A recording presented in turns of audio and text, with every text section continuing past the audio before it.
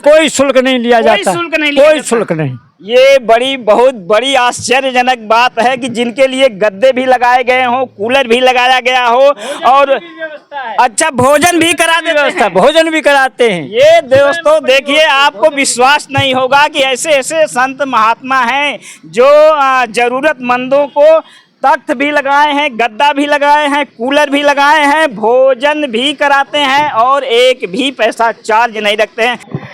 तो हेलो दोस्तों, इस समय हम मौजूद हैं गोवर्धन परिक्रमा मार्ग पे और जैसे ही हम गोवर्धन परिक्रमा मार्ग पे आगे बढ़े हमें एक बहुत ही अद्भुत दृश्य दिखाई दिया।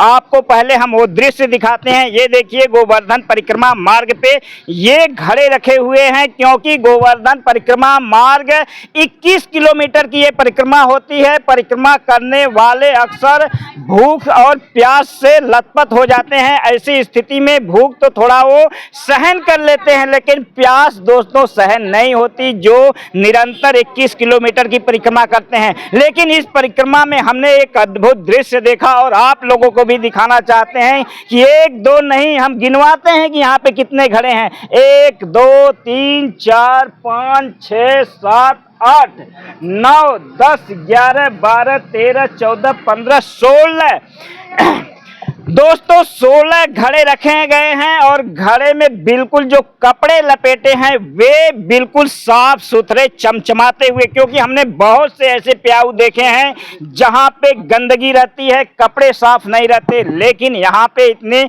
साफ सफाई के साथ सारे घड़े में पानी भरा हुआ है। जब हमने स्थानीय लोगों से इतनी सुंदर व्यवस्था के बारे में बात की तो उन्होंने बताया कि यहाँ पे एक महात्मा रहते हैं जिन्हें लोग बंदर बाबा के नाम से जानते हैं।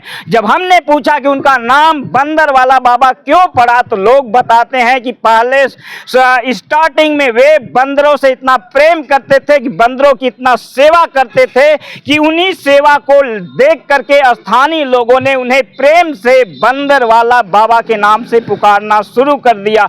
और ये बंदर वाले बाबा आपके गोवर्धन परिक्रमा के ठीक पास में है। जब भी कभी आप गोवर्धन की परिक्रमा लगाओगे तो ये बंदर वाले बाबा की ये सुंदर प्याऊ आपको देखने को जरूर मिलेगी।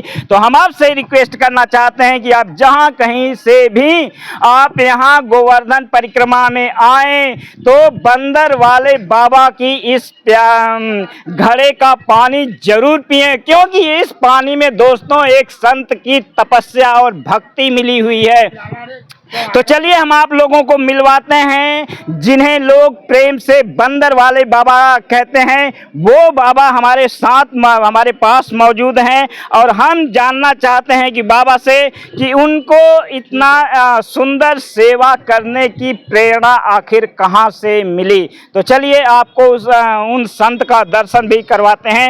राधे राधे गुरु जी, बहुत खुशी हुई आपके इस व्यवस्था को देखकर, इसलिए कि हम लोग काशी से आए हुए हैं वाराणसी। व्यवस्थाएं तो बहुत सी देखी हैं, लेकिन इतने लगन भाव, साफ सफाई और स्वच्छता से बहुत कम देखने को मिलती है। तो सबसे पहले गुरुदेव आप ये बताएं कि एक काम करने की प्रेरणा आपको कब, कैसे, कहां से मिली? और हमारा उद्देश्य यही है कि इस प्रकार की सेवा हर जगह लोग लगाएं। इसी उद्देश्य से हम ये वीडियो बनाने और दिखाने का प्रयास कर रहे हैं। 20 साल पहले है ना जी, ठीक है, भगवान की ऐसी कृपा हुई, हम परिक्रमा लगाने आए जी, दर्शन करा, घूमा। हाँ, उसके बाद है ना कोई प्रेरणा ऐसी जागी जिससे है ना मैंने जीवन को ही बदल दिया आगे से। उसके बाद जीव सेवा में तो पहले बानरों की सेवा, अच्छा, उसके बाद है ना संतों की सेवा। यानी बानरों की सेवा आपने इस कदर किया कि लोग आपको बंदर वाले बाबा के नाम से जानने बिल्कुल लगे। मांग के ले आते, बल्कि रोटी अपन को न बचती लेकिन बंदरों को खिला। अच्छा, यानी जितना आप मांगते पूरे दिन में वे पहले बंदरों को खिलाते, भले आपको बचे या न बचे। उसके बाद है ना, अच्छा, फिर उसके बाद संतों को, उसके बाद आपने संतों की सेवा फिर की। उसके बाद है ना जल की व्यवस्था। अच्छा। यहाँ उस टाइम पानी नहीं था, या तो राधा कुंड से लेके आते या फिर गोवर्धन से लेके आते। अच्छा। कंधे से पहले है ना, अच्छा। ज्यादातर कंधे पे ही आता, टीन जैसे लटका के लेके आते। अच्छा, जैसे बहंगरी हम लोगों के अंदर एक बहंगी कहते हैं। हाँ। उसमें 2 बड़े बड़े बर्तन रहते हैं, उसको उसमें पानी भर के, क्या आपने कंधों से पानी ढो ढो कर यहाँ पे लोगों को पिलाया?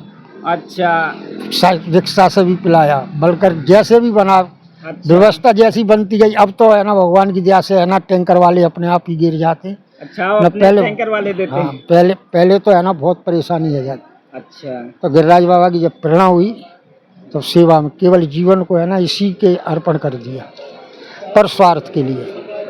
तो देखिए दोस्तों, ये गोवर्धन परिक्रमा में ऐसे ऐसे संत महात्मा हैं जिनकी सेवा और समर्पण भाव से यहाँ पे आने वाले श्रद्धालुओं के सारे दुख दूर होते हैं। उनमें एक कारण है कि ऐसे महापुरुषों के जो सेवा भाव यहाँ पे जुड़ा हुआ है। तो हम दोस्तों यही कहना चाहेंगे कि आप भी ऐसे इस प्रकार की सेवा से प्रेरणा लें, और सबसे बड़ी सेवा है कि किसी की प्यास बुझाए, खास तौर से परिक्रमा मार्ग पे श्रद्धालुओं की प्यास बुझाना, ये अपने आप में सबसे बड़ी सेवा है। तो जब भी आप कहीं से भी गोवर्धन परिक्रमा में आए तो बंदर वाले बाबा के इस प्याऊ पे जरूर आए। बताइए पानी का स्वाद कैसा है? स्वाद अच्छा लगा। चलिए हम आपको बंदर वाले बाबा के आश्रम कुटिया को लिए हम दिखाते हैं। तो यहाँ पे अनेकों तख्त लगे हुए हैं और तख्त पे गद्दे भी लगे हैं और सामने कूलर भी लगा है।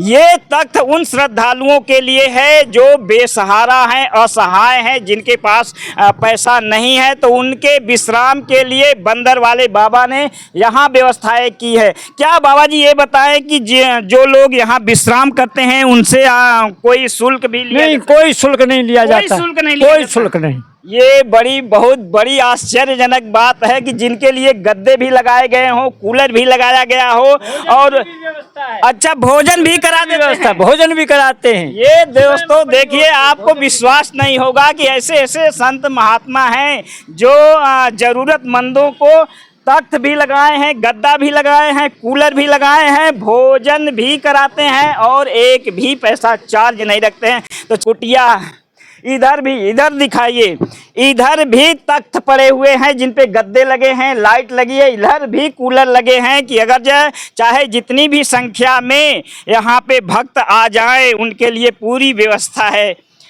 और यहाँ पर भी दिखाएं, आज ये हम आपको दिखाते हैं कि बंदर वाले बाबा ने क्या क्या सेवा में लगा रखा है।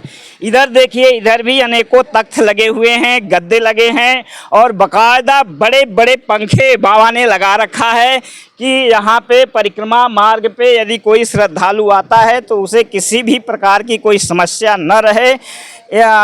देख सकते हैं आप लोग, शायद आप लोगों को विश्वास नहीं होगा, लेकिन हम कहना चाहेंगे कि आप जब भी परिक्रमा मार्ग पर आएँ तो जरूर बंदर वाले बाबा से मिलें और अपनी आंखों से देखें इनकी भावना और इनकी भक्ति और इनकी सेवा को।